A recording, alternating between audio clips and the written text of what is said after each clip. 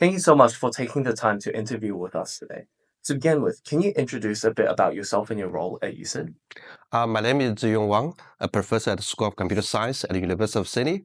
I'm also a deputy director at the Sydney Informatics Hub, one of the core research facility at the University of Sydney. So, how did you decide that you wanted to pursue a career in computer research? It's not predefined. I think it happens in the way gradually. So for example, when I was studying my bachelor degree, so when I was doing my final year project, and I had the opportunity to look into OCR, so pretty much optical character recognition, like scanning, handwriting type of stuff. So that's my first instance getting into pattern recognition, machine learning field. And when I was pursuing master degree, and I get interested in image analysis. So we want to enhance the image quality, segment objects. And then when I moved to PhD and then figure out, wow, gradually we have more and more digital images and how we can manage this larger amount of images. So that's actually, I got into image retrieval.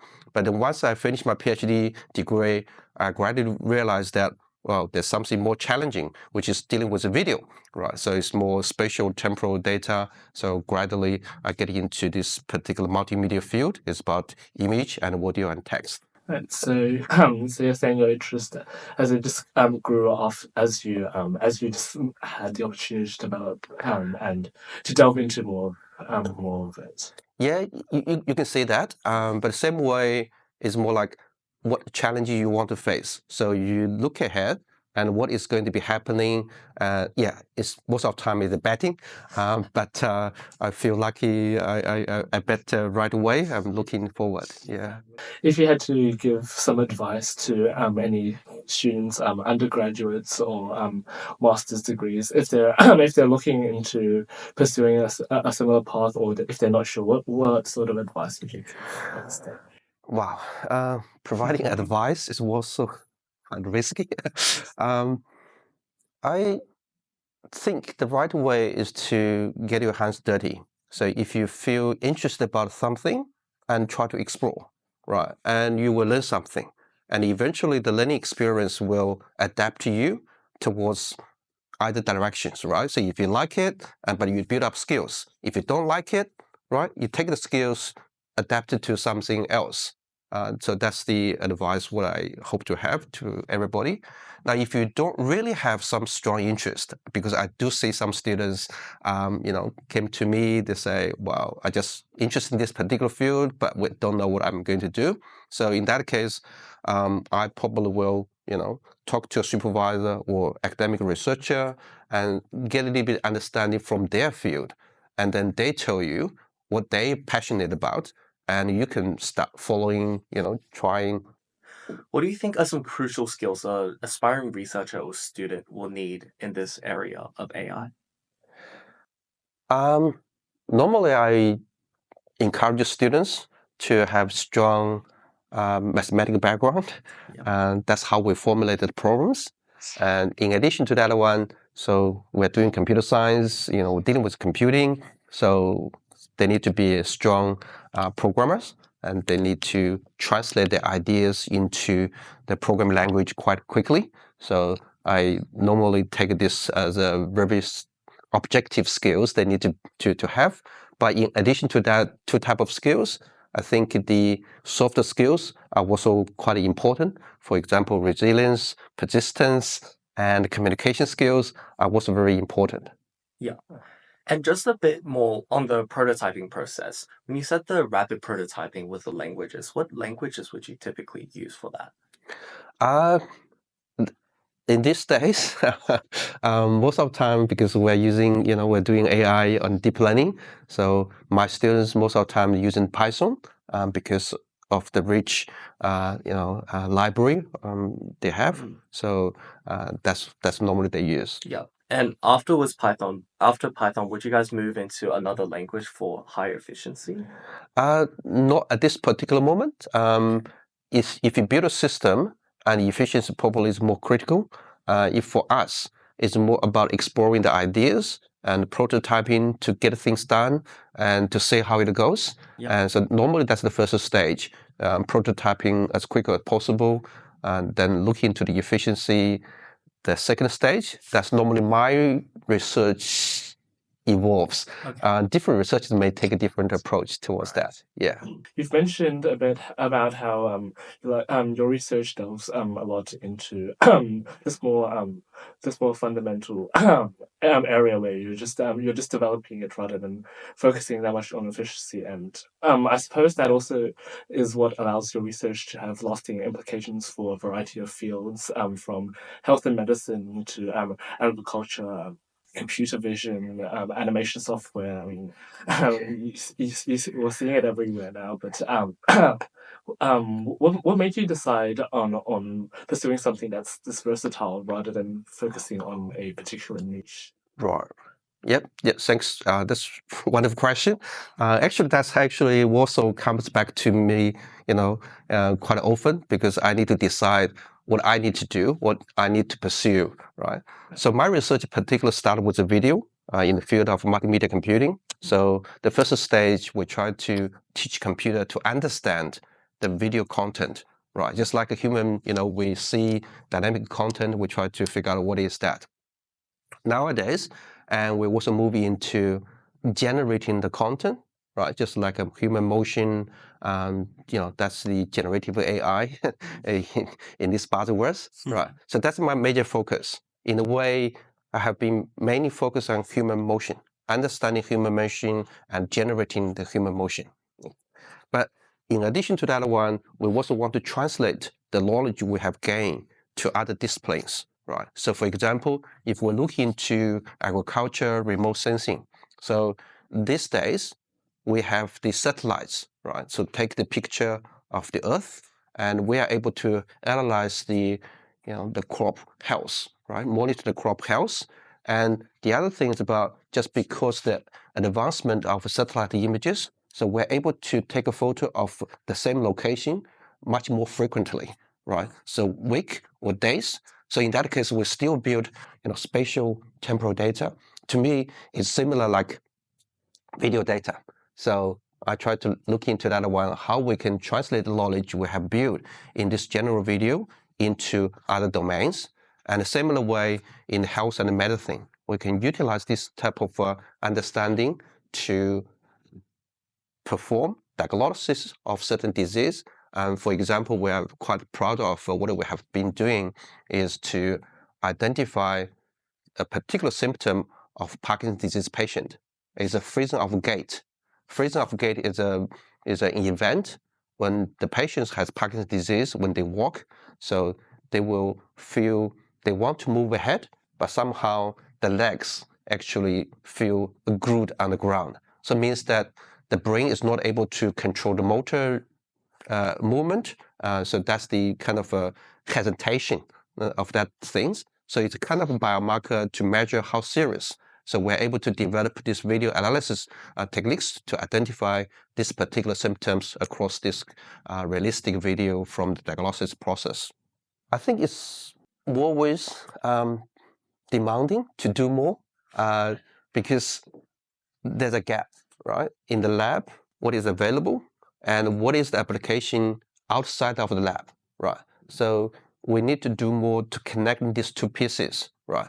But definitely we always, for example, come up with very general ideas, very early stage. Nobody sees potential or advantage of that one. But gradually you talk more to people and people probably realize, wow, it fits into the problem which we want to solve. So I think, the bridge needs to be built so that, two sides of the study and also the application can be linked. So for my research, actually, the translational pathway happens just because I went to the different, forums and different workshops so that to know people, to know what kind of problems they're facing and help them to solve the problem. So your work sounds really interesting. We'd love to get to know a bit more. So could you tell us a bit more about what you're currently working on? So at this moment, we're quite excited to perform the research on motion generation. right? Motion generation is very important for many industry, like animation, like entertainment, like gaming, right? So our goal is to produce realistic human motion to relieve the pain or relieve the effort required by the artist. So for example, if you know a little bit about computer animation, so the artist needs to specify the joints of the human every single frame, and so that the frame will flow, and that's what we see on the movie. It's very time consuming. So what we want to do is to say, well, if we specify the starting frame is more like a starting position, right? And what's the ending position? And the in between can be filled by computers automatically, right? But it's challenging, right? Now, we want to leverage the power of AI. So we know that AI requires lots of training data. But in the past, the motion capture data is very time consuming, just like when we capture the data using these similar rooms, and markers will be attached to the human being, right?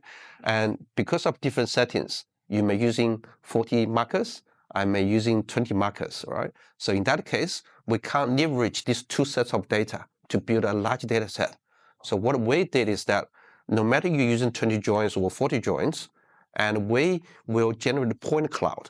It's like a number of clouds or number of points around that joints. So you will see a quite fuzzy content, but we are able to bring these two data sets into the same fuzzy type of representation. So we're able to leverage a large number of small data sets together, and we're able to train a unified model, and this model will be able to achieve more realistic motion generation.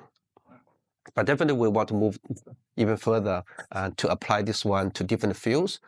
For example, we want to produce avatar for sign language. Right, so to translate the content from the written languages into signing languages, so that to make the society more inclusive. So earlier when you were talking about your field of research in multimedia, you mentioned how computers and AI, they have to comprehend this image to modify, edit, and whatnot. So what is this understanding process really like for AI? And is it very different from how humans operate? Uh, the understanding part is more like what we write in terms of research topic. I probably prefer more using recollection, right? So like say, how can we translate something by computer and towards what could be understood by human? But I can't see, or I can't describe, whether computer truly understands what they have seen, right? So normally when I take this is a kind of a function or process, so that human being can be simulated or can be mimicked. But I really don't know actually it's performed a similar type of understanding like human being doing. I think still like a myth to us. Yeah, I know many people think about like a large language model, computer is able to understand what they have seen, but I have different view. Right, yeah. Okay, interesting. So thank you so much for sharing a bit of your research and these topics. And these are obviously really fascinating topics, and they all have a lot of potential. So in this case, if you had all the time in the world to dedicate yourself to one of these specific topics, where would you lead your research down? That's a very good question. And that's what I have been thinking all the time. So you probably have seen that my research has been shifting, moving, expanding. If really I have the freedom to do whatever I want to do, uh, I probably look into, like you asked me the question, how computer understanding content. So I really want to link the, neuroscience together with computer. If you think about deep learning, particularly these days, the AI, and started with the convolutional neural network, so it takes the insights for the human perception, right? How the human brain is working, understand the visual content, right? So I think we just get a little bit understanding over there. Now we see a big explosion of AI. So I think if we look into more about understanding how brain is functioning, and we can take that insights and develop computing models, and we probably will be able to translate that one. So for example, we have done lots of things for understand visual content statically, but motion, video, we're still exploring what's the best way to represent motion information and utilize that representation to produce the content. So I think in a simple way, I really want to bring the neuroscience and computer science together and to fully understand how human intelligence is working and then develop the next generation of artificial intelligence. Okay. Right. You mentioned, sorry to interrupt. So you mentioned earlier, right? Like, it's really interesting that you mentioned human psychology with AI, especially with what you were saying earlier about like, can AIs actually think for themselves? Like, does a large language model just train on like lots of data, right? Or does it actually like, is it able to comprehend that data and then turn it into a response that's kind of a thought on its own? So like, kind of given your own research right now, and then also what you mentioned about like connecting neuroscience with computer science, do you think AI currently at its current stage can perform like critical thinking by itself, or do you think it's more like, oh, we give it lots of data inputs and then it's just gonna use the data given to come up with an output? Hard question. Yeah, I know you showed me the sample video done by Jeffrey Hinton. So Jeffrey Hinton, I think his view is that computer is able to understand, is able to think in terms of what human is doing, right? Yeah, so that's the assumption based on we assume computer machine has a consciousness, right? So that's quite a broad debating things over there. But my view at this stage, and if we talk about computer silicon chips, so to me, it's more like a calculator, right? So the way AI is evolving so fast is just because they are able to sift through so much amount of data they have seen, right? So it's pretty much like a human being make an analogy. So if you read 2 books, I read 10 books, so definitely I will be more knowledgeable than you, right? So even I'm not smarter than you, but I'm just knowledgeable than you. Okay, so I'm able to tell something you don't know, right? And then people may think that's type of intelligence, but that's a different way you can see the intelligence in terms of knowledge and creation. And same way, like you may have forgot some particular aspect, just because I'm more knowledgeable, I have seen more books, so I'm able to solve it better. So I tell you what you have been missing, right? So I think this is just my own view about intelligence and understanding type of things. And since we're on this more like philosophical side of AI, you know the debate going on about how some people are warning us how AI can take over us or like lead to world domination, like the sci-fi thing. What is your take on that? Do you think that's realistic at all? I'm more positive towards the future. I'm kind of a big believer of technology, right? So means that human inventing the technology, right, and we use it, right? Okay, so pretty much probably not a good analogy like a nuclear bomb, right? So you can use nuclear bomb for good or bad, right? So if you're using the nuclear, technology, so we can create a clean energy, right? But if you are going to use that in a better way, that's a disaster, right? So it's more about who is controlling what. In the same way, if we design a computer, so we have a way to evaluate before we deploy that one. So if we take control, we know that if this does not comply with our social norm, and we shouldn't deploy that one. Okay, so I believe that we are able to develop new technology, but in the same way, we will make a good control about what we want to do. Just one further question. Where do you see the development of AI going in the next, say, 5 or 10 years? I bet a lot of people are wondering the same. Yeah, I'm wondering as well. You probably saw that, from media, some people claim in 3 to 5 years we have, artificial general intelligence, and then we have a super intelligence. I probably, I didn't see what they have been saying, right? But just based on my understanding, it's difficult to achieve that level of super intelligence or artificial general intelligence in just 3 to 5 years, right? I know I may be wrong, but let's say in 3 to 5 years. But I think in a way, I'm positive that AI will help us a lot, will help the society increase the productivity, reduce the workload for us, make our life much easier in a certain way, much more convenient, okay? But at the same time, I don't want really create a hype for people to say AI is coming, things could be done with AI. That's probably not that quickly happening. Yeah, what I have seen is that we have seen the demand, like you're asking me, how we can translate. So we see the potential, right? And we want to translate the potential to benefit a broad range of society. And that requires the innovation, right? So for example, one area which I have been focusing on, again, how can I translate the AI into scientific discovery?